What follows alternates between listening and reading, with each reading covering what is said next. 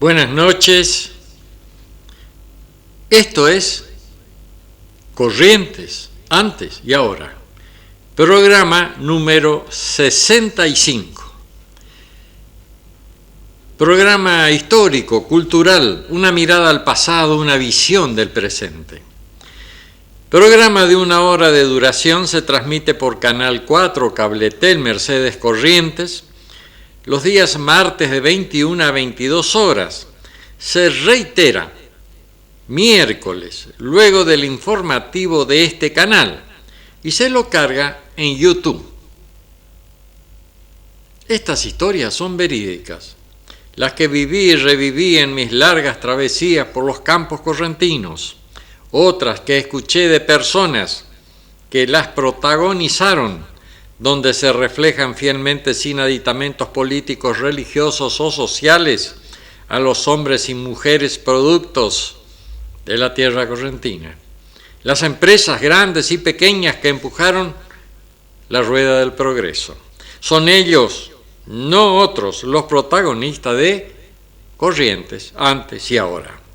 En este programa tienen cabida todos los temas que nos ayuden a descifrar nuestro patrimonio intangible. Agradecimiento a Griselda Montiel, a Omar Tunino Lugo, Romina Lugo, José María Calderón, a los auspiciantes que apoyan este programa y en especial a nuestros televidentes que nos aportan datos, en algunas oportunidades nos corrigen, nos dan nuevas historias.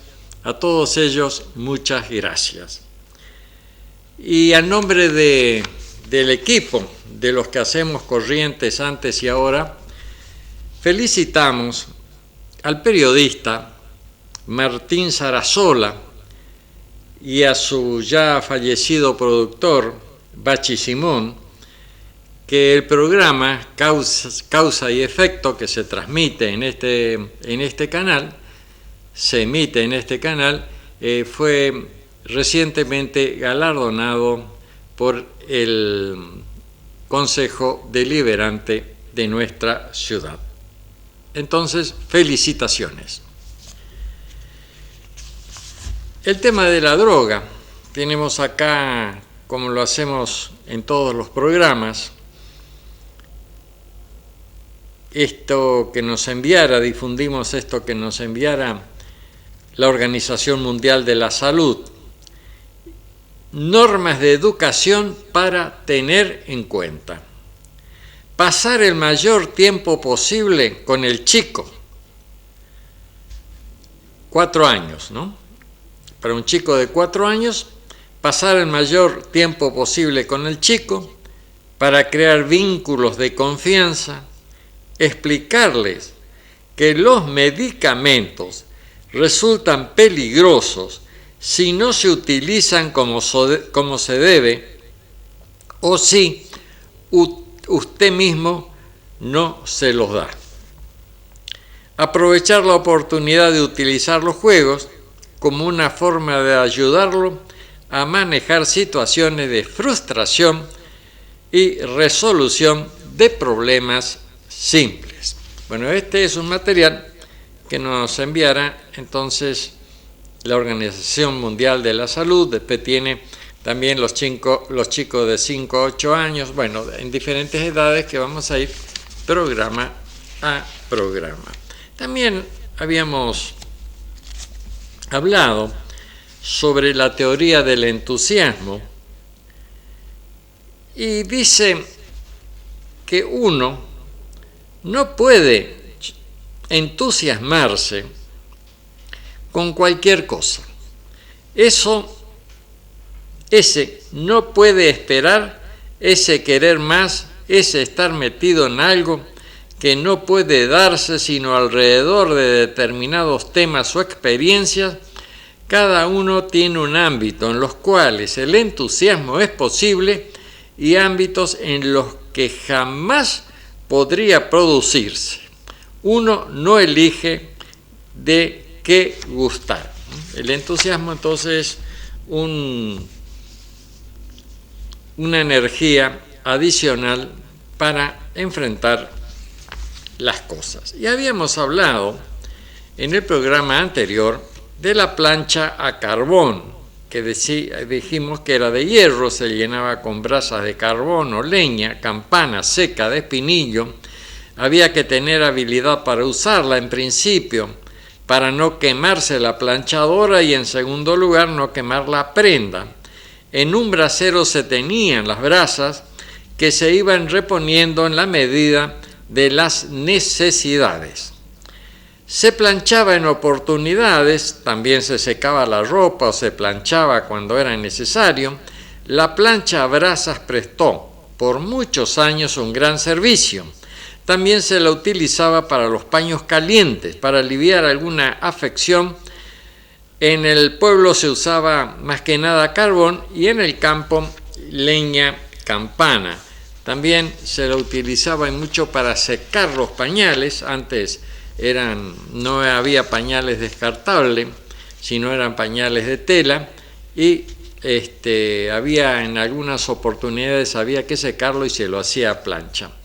Y como había dicho que los televidentes colaboran con nosotros, con este programa, alguien me paró ahí en la plaza y me dijo sobre el tema precisamente de la plancha a carbón, que su mamá era una planchadora y que la plancha a carbón no se apoyaba directamente en la mesa, porque la iba a quemar y obviamente en la ropa más aún, sino que tenía como una parrillita donde había que depositar la plancha.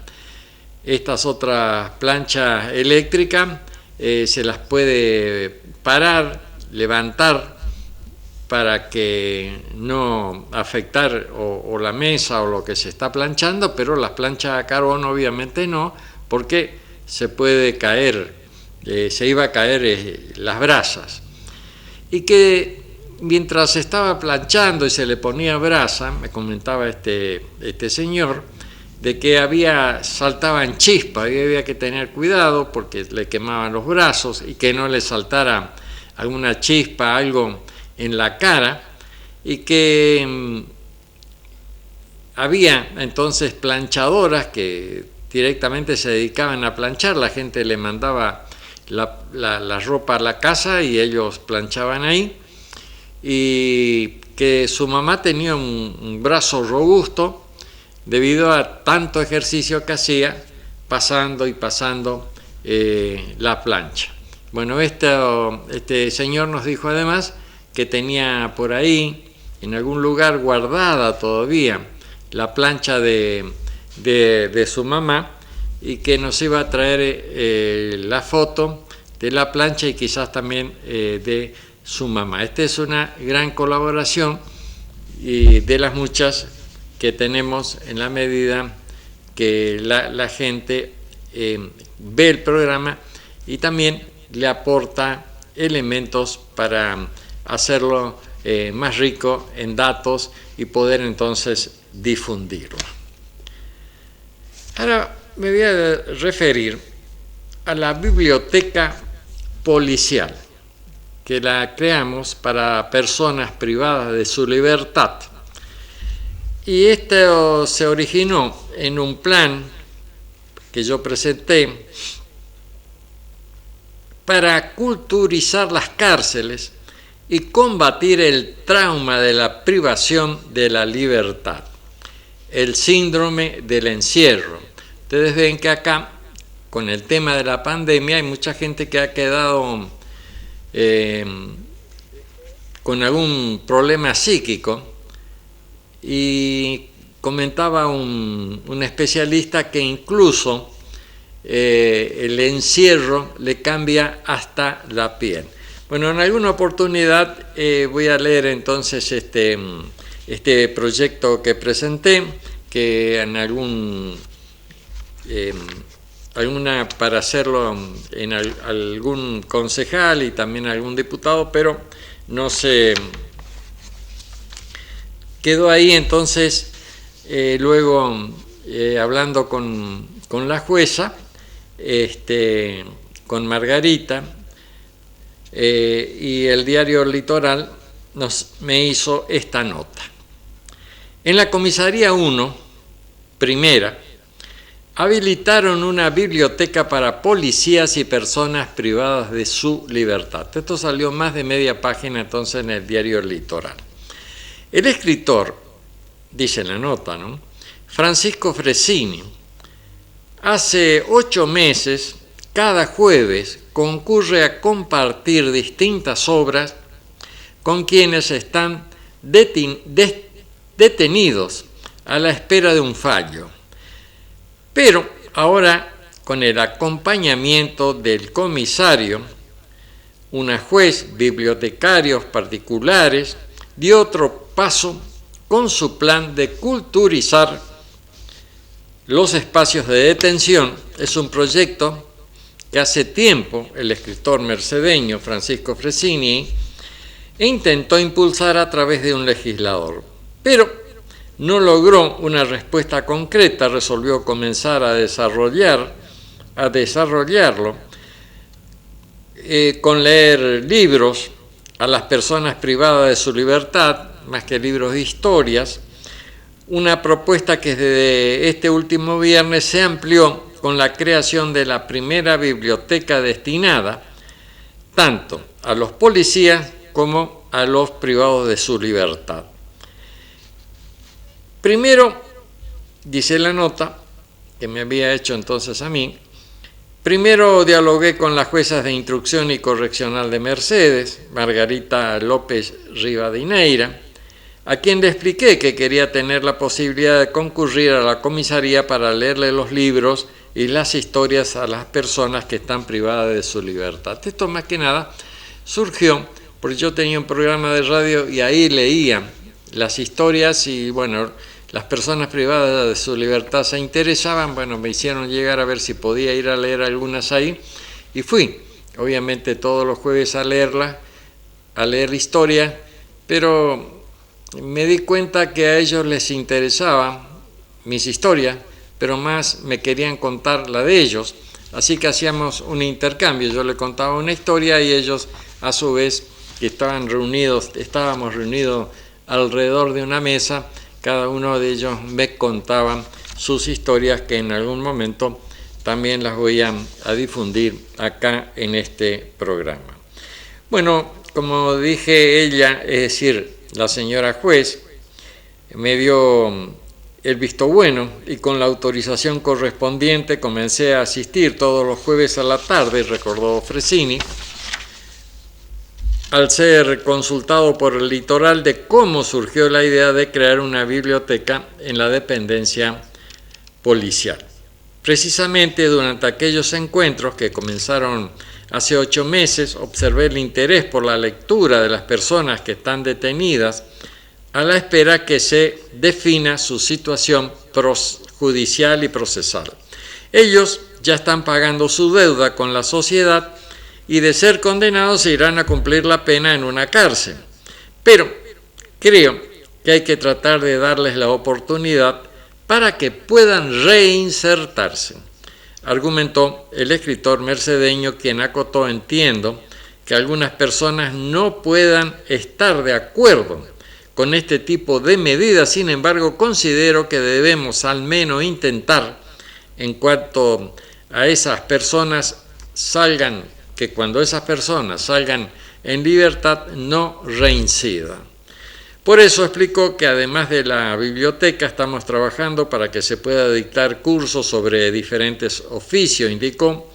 Inclusive destacó, surgió la propuesta para fabricar briquetas y una persona comenzó a contribuir en la búsqueda de información necesaria para armar una máquina que se necesita para elaborar los bloques que se realizan con acerrín y otros residuos y que son utilizados como leñas. Lecturas y donaciones. Mientras Fresini, junto a otras personas que le ofrecen su ayuda voluntaria, siguen realizando gestiones para brindar alternativas a las personas privadas de su libertad. Bueno, el acto oficial se concretó el último viernes 11 con la participación de la intendente de entonces, Elvira Sánchez de Semboray, el secretario de Gobierno Marcos Otaño, la presidenta del Consejo Deliberante Lucía Urdangarín Penso, la jueza de instrucción y correccional Margarita López Rivadineira, la funcionaria judicial Julieta Lacroce, representantes de bibliotecas locales y de la iglesia, quien fueron allí a bendecir esta biblioteca, y la apertura oficial del espacio instalado en la comisaría se concretó gracias al aporte de varias personas e instituciones. Un carpintero, el señor Sánchez, me donó el mueble para los libros, la Dirección de Cultura de Mercedes, la Biblioteca Literaria Belgrano, San Martín, y muchos obsequiaron algunos ejemplares. Mientras que una funcionaria de la Comisión Nacional de Bibliotecas Populares, CONABIP, se comunicó para avisarnos que ellos también nos donarían libros. Digo, nos donarían porque finalmente esta donación por el momento no ha llegado. Al mismo tiempo subrayó que también queremos conseguir más bibliografía específica para el personal policial. Ellos pasan muchas horas haciendo guardia y creo que la lectura les será de utilidad, en especial si son libros técnicos para mejorar su labor y también ver cómo actuar ante ciertas situaciones que se le presentan. Pero esto ha quedado un poco allí ralentizado debido a la epidemia. No hemos podido, yo no pude ir más obviamente a hablar con las personas privadas de su libertad ni hacer más gestiones, pero esto ya he hablado con la señora jueza, hemos hablado y en algún momento nos vamos a juntar nuevamente para darle un nuevo impulso a esta biblioteca y otras acciones para las personas que están privadas de su libertad y también para el personal que cumple tareas en esa comisaría. Ya he hablado también con el nuevo señor comisario que se hizo cargo hace poco tiempo de esta comisaría. Bueno, en una extensa nota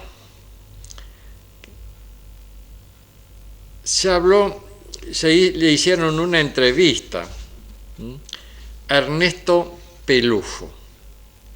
A los 20 años combatió en Malvinas, recibió un disparo en la cabeza y siguió dirigiendo a su tropa. Yo tendría que haber muerto, dijo. Ernesto Pelufo fue uno de los protagonistas de la batalla más cruenta de la Guerra de Malvinas. Era subteniente y tenía apenas 20 años. Recibió un disparo en la cabeza y siguió dirigiendo a su tropa. Su nombre de combate desde entonces y para siempre es Cicatriz.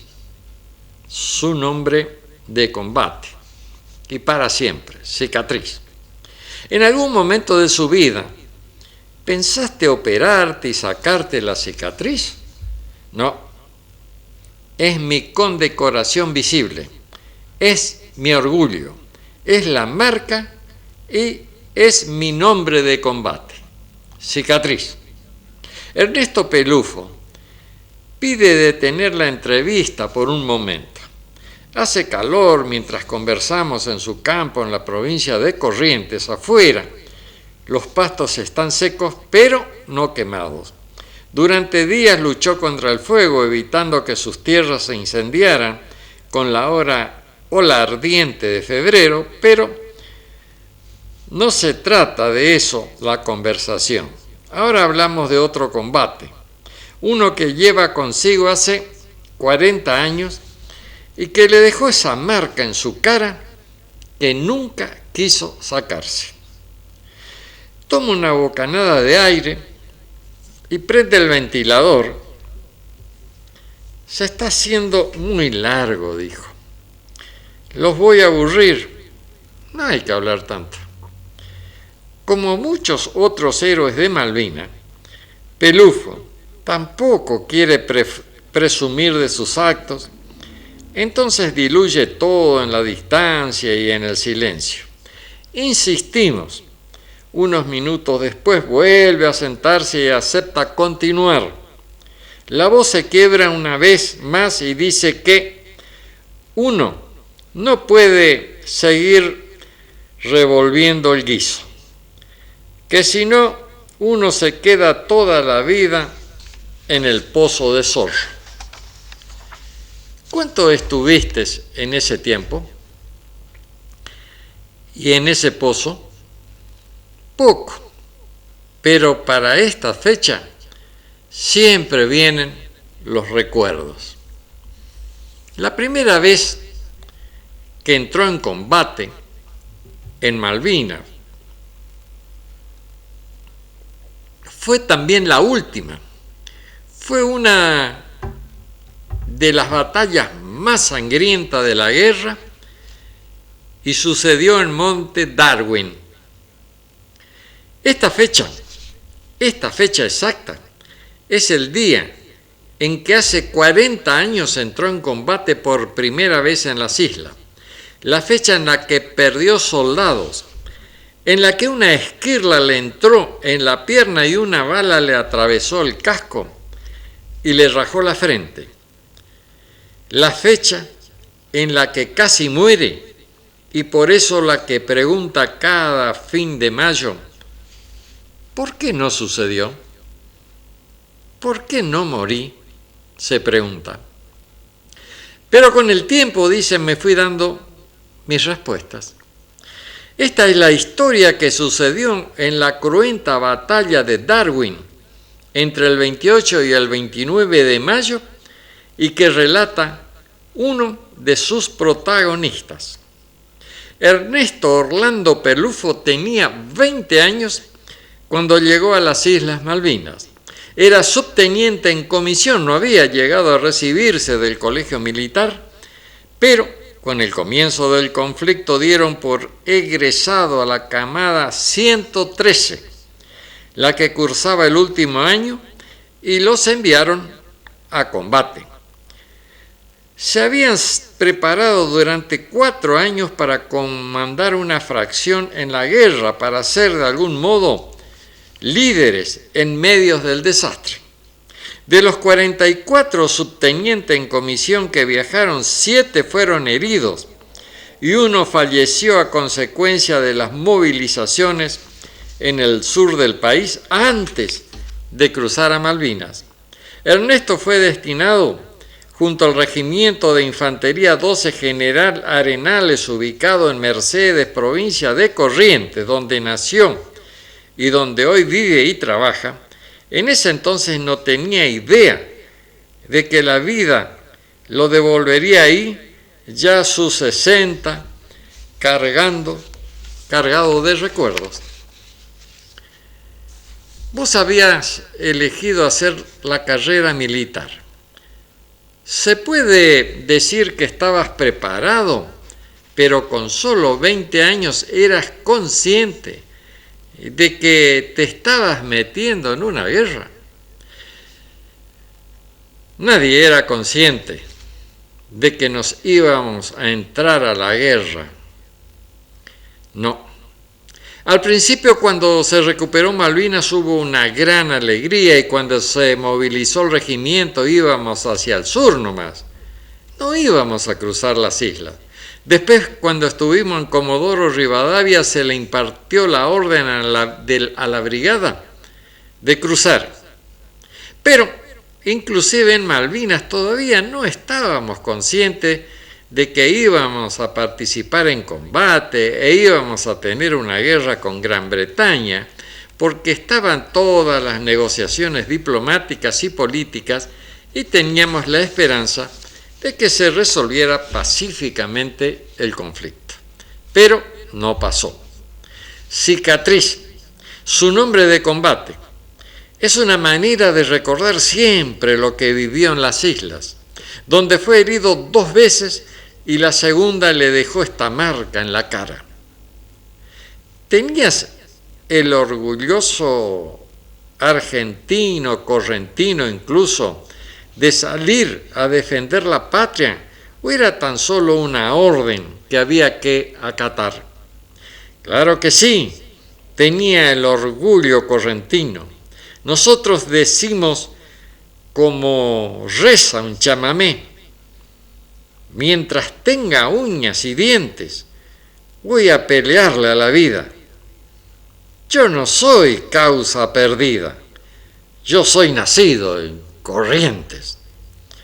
Y está el famoso dicho también: cuando Argentina entra en guerra, Corrientes la va a ayudar.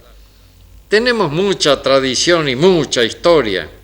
Es una de las provincias que hizo la patria y siempre estuvo del lado de la Argentina. ¿Cómo cruzaron? ¿Con un Hércules? No, en aviones Boeing de Aerolíneas Argentinas que los habían configurado sin asiento.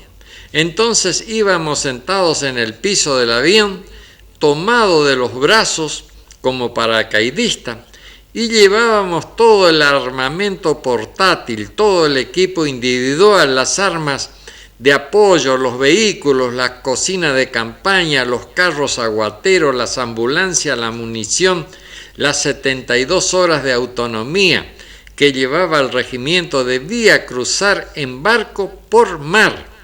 Pero eso nunca pasó, nunca llegó. Así que nosotros combatimos con lo que teníamos. Y eso para mí tiene mucho valor, porque sin tener todos los elementos necesarios, igual combatimos. ¿Dónde aterrizaron? En Puerto Argentino, el 25 de abril de 1982, una tardecita. Me acuerdo que al bajar hubo muchas emociones, muchos inclusive se arrodillaban, besaban el suelo de Malvinas. Recuerdo eso con mucha emoción, porque fue un momento muy especial. Yo me dediqué a observar al resto de mis camaradas y agradecí a Dios y recé una oración. ¿Ya tenían sus instrucciones? No. La guerra de Malvinas fue muy improvisada, muy imprevista. Lo que estuvo bien planificado fue la Operación Rosario, el primer desembarco para recuperarlas. Pero después se fue desarrollando con la información de lo que iban haciendo los británicos. Así que cuando llegamos hicimos base cerca del aeropuerto y después nos llevaron cerca de Monte Challenger a armar una posición defensiva próxima a Puerto Argentino, y de ahí nos llevaron a Darwin y a Goss Green a dar seguridad a una pista de aviones Pucará. Para hacer las posiciones de defensa de esa pista, yo estaba con los morteros en la sección apoyo como segundo jefe de sección. En su campo de Mercedes, con alguna de la bibliografía de Malvinas, Pelufo aún preserva. ¿Tenía soldados a su cargo? Sí. Tenía mi edad, yo era clase 61 y los soldados eran clase 62, 63, la clase incorporada. Tuviste que convertirte en líder para los pibes de tu edad. ¿Cómo hiciste? Sí, y bueno, con las jerarquías y la disciplina del ejército. Pero basé el liderazgo en la convivencia, en el ejemplo personal. En el colegio militar nos enseñaba que la mejor voz de mando es el ejemplo personal, porque las palabras convencen, pero los hechos y los ejemplos arrastran. ¿Perdiste muchos de tus soldados a cargo? Y sí, en total en el combate entre la sección del teniente Esteve, mi sección, y la sección de exploración que se replegó y combatió con nosotros, tuvimos 13 muertos y más de 20 heridos. ¿Cuándo entraron en combate? Fue el 28 de mayo de 1982, en el combate de Cerro Darwin. Fue un combate diurno, nos veíamos con los británicos. Fue un combate muy violento, duró entre 4 y 5 horas desde las 8 de la mañana hasta el mediodía. Al principio había mucha confusión porque durante la noche del 27 estuvo combatiendo la compañía A en posiciones más adelantadas y después se replegó durante la noche a través de mis posiciones. Yo estaba con mi compañía en las posiciones adelantadas también, pero antes de que empiece el combate nocturno, me vinieron a buscar porque por orden del jefe de regimiento me debía replegar a la retaguardia para hacerme cargo de una fracción que se había organizado con la compañía de servicios. ¿Cuántos hombres eran? Era una sección de tiradores de 35 soldados y 5 suboficiales. Y a mí me pusieron a cargo, entonces dejé mi compañía en las posiciones adelantadas y me fui al Cerro Darwin. Esa posición parecía un anfiteatro y desde ahí vimos como esa noche mi antigua compañía entró en combate. Yo veía las bengalas de iluminación, el fuego de artillería, la munición trasante. Lo tenía 4 kilómetros al frente y veía también cómo se replegaba durante la noche y lo hizo a través de mis posiciones. Uno de los jefes de sección pasó por mi lugar y me dio la novedad de lo que pasaba. Me puso en situación y me aconsejó que me replegara, pero las órdenes que yo tenía era defender esa posición. Era el límite anterior al campo principal de combate y tenía que defenderlo. No me podía replegar de ese lugar. Era la línea a no ceder. Aunque prefiere no hablar seguido de lo que vivió en el combate de Darwin, dice que cada aniversario los recuerdos vuelven vívidos a él. ¿Qué hiciste? Cuando me dan la novedad de la situación, les digo, gracias a mi subteniente recibido, yo voy a retardar el ataque enemigo. Voy a abrir fuego y si puedo me repliego. Me quedé como primera línea de recibimiento. Éramos los 35 soldados, los 5 suboficiales y toda la sección de exploración que se había replegado durante la noche. Y tenían ametralladoras MAC 762, porque yo no tenía ametralladoras, no tenía armas de apoyo. Entonces, cuando recibo ese refuerzo, le digo a la sección que se queden conmigo, le doy posiciones y direcciones principales de fuego. ¿Y tus órdenes eran demorar el avance inglés? Claro, desgastar al enemigo, retardar el ataque, ir cediendo terreno pero ganando tiempo, hasta que llegaran a mis posiciones. Lo que pasa es que yo estaba en la línea de no ceder. Y ahí estuvimos esperando el ataque británico. En un momento, ellos iban avanzando de noche e incluso llegamos a recibir fuego de artillería antes de que empiece el día. Pero estábamos en nuestro pozo de zorro, estábamos cubiertos. ¿Cómo fue esa noche? Fue una noche larga, una noche de vigilia, estábamos todos muy atentos al fuego de artillería. Me acuerdo que se me prendieron fuego unas hojas y traté de hacerlo apagar porque era un punto de registro para la artillería británica y si nos movíamos nos recortábamos con el fuego que se había encendido a retaguardia. Entonces no nos podíamos mover mucho, no podíamos apagarlos y dejamos que se ardiera toda la noche. Estábamos concentrados y después de la artillería hubo una pausa de combate y ahí ordené descansar por pozo. 50% descansaba, 50% vigilaba. Ya estábamos muy alertas, muy nerviosos y empezábamos a agotarnos por haber estado todo un día en tensión. Yo sabía que en algún momento íbamos a recibir al enemigo en esas posiciones. ¿Qué pasaba si perdían sus posiciones? Si quebrábamos esta defensa, se quebraba el perímetro defensivo. Yo era consciente de que ese era el límite del cerco en el que se defendía toda la pista de aviones. Pucará, estábamos al norte del perímetro y en un momento llega a mis posiciones la sección del teniente Esteve. Se ubica en nuestro pozo de Zorro, combatimos juntos. Él refuerza las posiciones mías y sucede al amanecer del 28 de mayo. Me encuentro con él y le explico lo que había pasado durante la noche. Esteve me pregunta si tenía armas de apoyo. Le digo que sí, de la sección que se había replegado, y me ordena ocupar una altura a la derecha con un grupo de tiradores. Bueno, el teniente Esteves se queda en sus posiciones, sí, en un momento, es en un momento. Bueno, en el próximo programa entonces vamos a continuar con este relato que hace entonces Ernesto Pelú.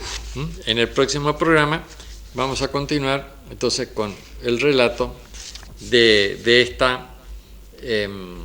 esta batalla, donde él finalmente resulta herido, le queda una cicatriz y así es su sobrenombre, Cicatriz. Ahora vamos a ir a un chamamé. La Requebrada, por Alfredo Echeverría. Corrientes de atardeceres pintados en el cielo, corrientes de clara luna, fuiste testigo de desvelos, de largas noches, de interminables sueños, de eternos poetas y miles de bohemios. Corrientes de la bañé, de la música y su gente, que espontáneamente florece en un chamamé. Corrientes del ayer, del payé y la itatí, corrientes del zapucay, mi bella Taragüí.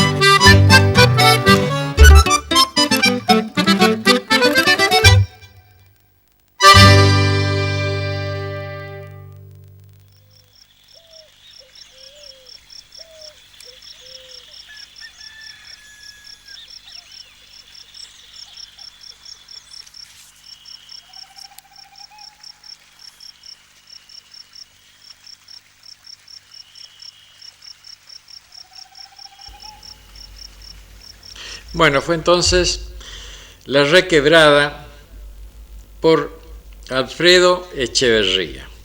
Ahora vamos a ir a una colaboración que nos enviara Raúl Zaponi, muy conocido acá en nuestra ciudad, acá mercedeño, estudió acá, hijo de un muy conocido médico, el doctor Zaponi. Bueno, él se fue, luego se incorporó a la Marina. Y él recuerda el teléfono a manija. Sí, claro, dice. Me tocó usarlo. Y cuando era chico, los de Paré, que tenían una manija que se giraba hasta que la operadora atendía y preguntaba, ¿número? Ni me quiero acordar lo que era hacer una llamada a larga distancia, en las que había que esperar horas por hablar a Buenos Aires o cualquier otro destino. En Mercedes los números de ese entonces eran de 1, 2 o 3 cifras. Recuerdo el de mi casa, el 37, la casa de mis abuelos, el 161, lo de Robaina, 229, y creo que la comisaría era el 4 o algo parecido. El 51 también estaba en la comisaría. Los de Paré tenían el micrófono o bocina fijo en el aparato y el auricular era lo que se descolgaba para atender y ponerlo cerca del oído. El más antiguo que recuerdo lo tenían en lo de Colombia, una verdadera joya de museo, si alguien lo hubiera podido conservar hasta ahora. Estoy hablando de casi 75 años atrás o más.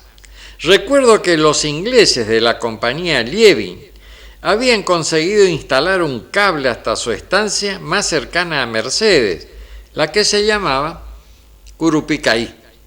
Es decir, que ellos desde el campo podían hablar por teléfono a cualquier parte, cosa que estaba vedado para mucha gente que vivía en la ciudad. Así eran de adelantados los ingleses. Todos estos aparatos funcionaban con un par de pilas muy grandes que cada tanto había que cambiarlas cuando se consumían. Después vinieron iguales a los de Paré, pero eran negros y se colocaban arriba de una mesa, pero seguían teniendo la famosa manijita y se requería la existencia de una operadora hasta que llegaron estos a disco y posteriormente los digitales con muchos botones. La central telefónica de Mercedes se encontraba en la calle Belgrano, entre Juan Pujol y San Martín, a mitad de cuadra, al lado de la imprenta Guevara y frente a lo de Robaina. Bueno, yo recuerdo entonces, allí estaba Mela Núñez, su esposo, y muchos más, que, como dice Raúl, número, bueno, se le daba el número. Entonces ahí conectaban y en muchas oportunidades no se escuchaba lo que decían las personas con quien se estaba hablando, entonces la telefonista nos hacía el gran favor de retransmitirnos, dice tal cosa, nosotros decíamos otra y decía, dice tal cosa, entonces obviamente no había privacidad en la llamada de teléfonos y estamos recordando entonces los teléfonos de nuestra Mercedes antiguos. Ahora vamos a ir al video presentación de Choregó Tigre Moreira. Como digo siempre, este video es obra de Romina Lugo, la periodista Romina Lugo.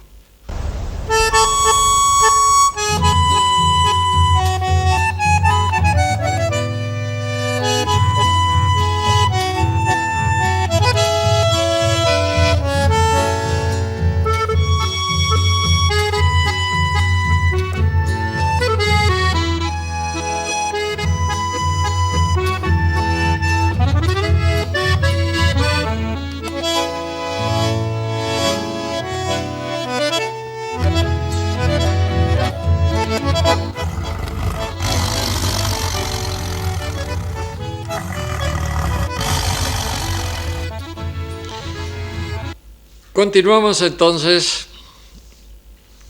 con la lectura de la novela Choregó, Tigre Moreira, una historia de amor y venganza en los campos correntinos.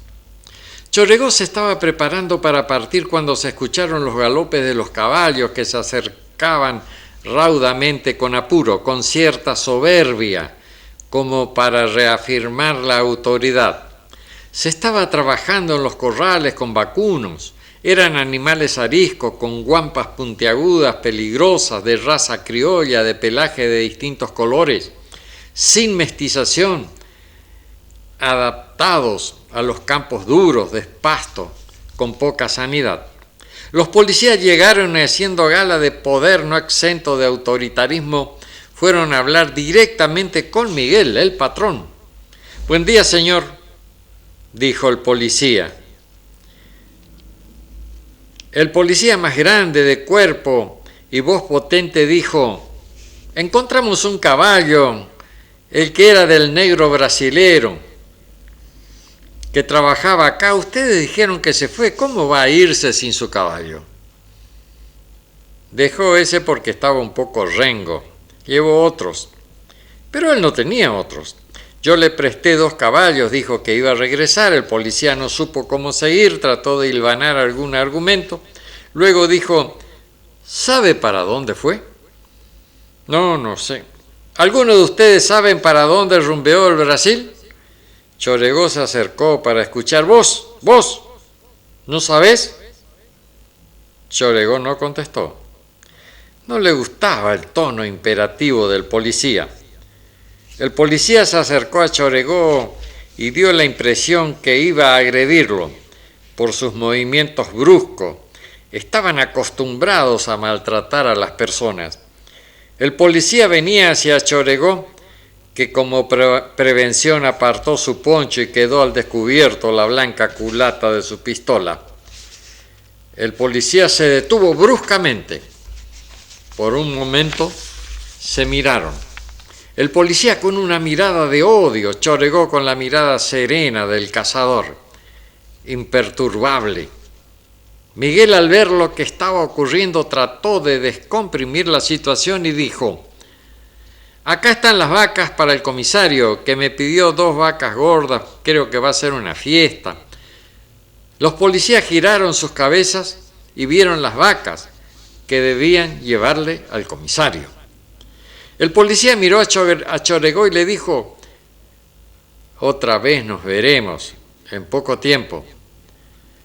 Choregó corrió el poncho y ocultó su revólver, pero permaneció amenazante y además expectante. Choregó fue a la carnicería y cortó un poco de carne que puso en una bolsa junto con un hígado chorreante de sangre.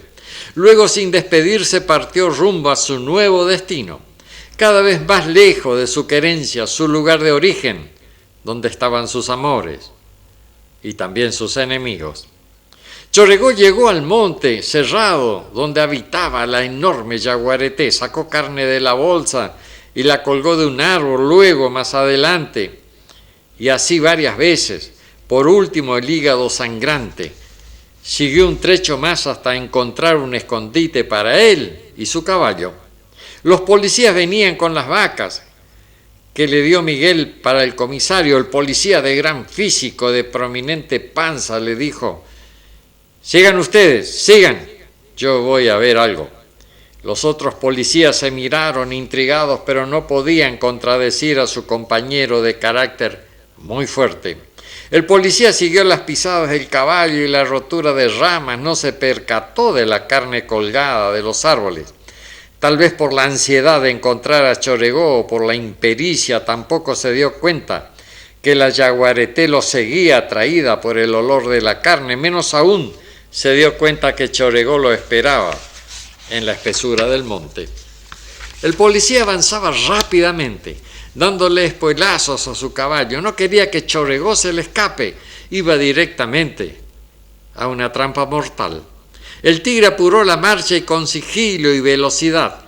El policía estaba muy cerca, al alcance de sus garras. Cuando el monte se hizo cada vez más espeso, debió aminorar la marcha y bajarse del caballo. Estaba desorientado. El policía buscaba un rumbo, detuvo la marcha. Fue entonces cuando apareció entre el follaje Choregó. «Aquí estoy». El policía se sorprendió, nunca esperó que lo estuviera esperando. El policía nervioso trató de sacar su arma, pero no tuvo tiempo. Choregó, revólver en mano, le dio un balazo en el pecho. El policía cayó, Choregó avanzó hacia él lentamente, revólver en la mano derecha y en la izquierda el rifle. Choregó llegó junto al policía herido de muerte, que perdía mucha sangre, temblaba de miedo o de reacción a la bala en su cuerpo. Presentía que eran sus últimos momentos de vida, aunque no imaginó que un tigre lo iba a devorar.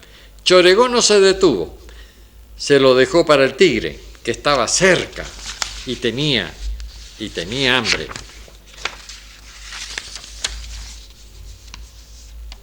Días después, Choregó partió entonces a su nuevo destino. Llevaba sus ropas, cacha y un caballo montado y otro de tiro. Iba hacia el rumbo opuesto donde quería ir. Después de muchos años, se alejaba cada vez más de su familia. Llegó a la nueva estancia al atardecer. Lo recibió una mujer más bien gorda, con el pelo atado, vestida como los menchos, peones mensuales, con bombacha y polainas. «Soy Choregó. Me mandó el patrón». Miguel dijo sin rodeos previos, levantando unos centímetros en señal de respeto. «Pasa, acomódate por este galpón». La mujer lo miró con detenimiento, casi con curiosidad. ¿Ese era el famoso Choregó?, se preguntó para sus adentros. No le impresionó mucho, aunque la pasividad, el silencio y la falta de expresión en su rostro la inquietaron. Ella era una mujer acostumbrada a los hombres rudos. Este parecía distinto a todos. Bueno, entonces ahí quedamos.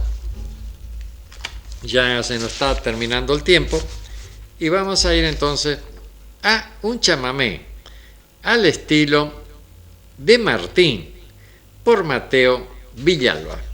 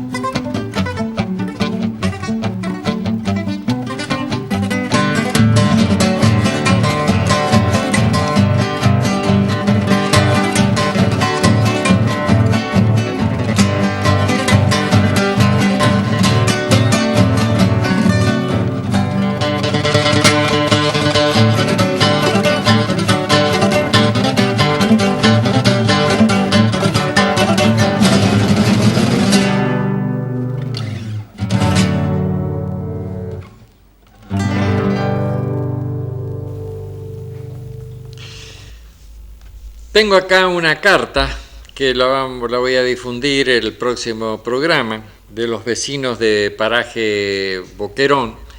Esto fue ya hace muchos años cuando yo tenía un programa en LT42, Radio Deliberat, y defendía entonces a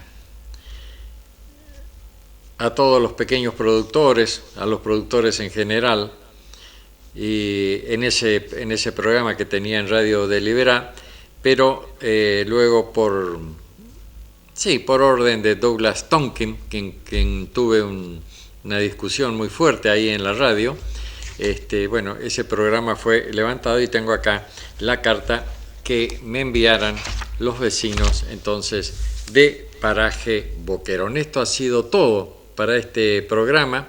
Si el destino así lo permite, el próximo martes a las 21 horas estaremos con un programa de similares características, recordando que este programa mañana, miércoles, luego del informativo de este canal, 14, 14:10, 14:20, este programa va a ser reiterado. También lo vamos a cargar, como es costumbre, en YouTube. Tengan ustedes muy buenas noches y muchas gracias.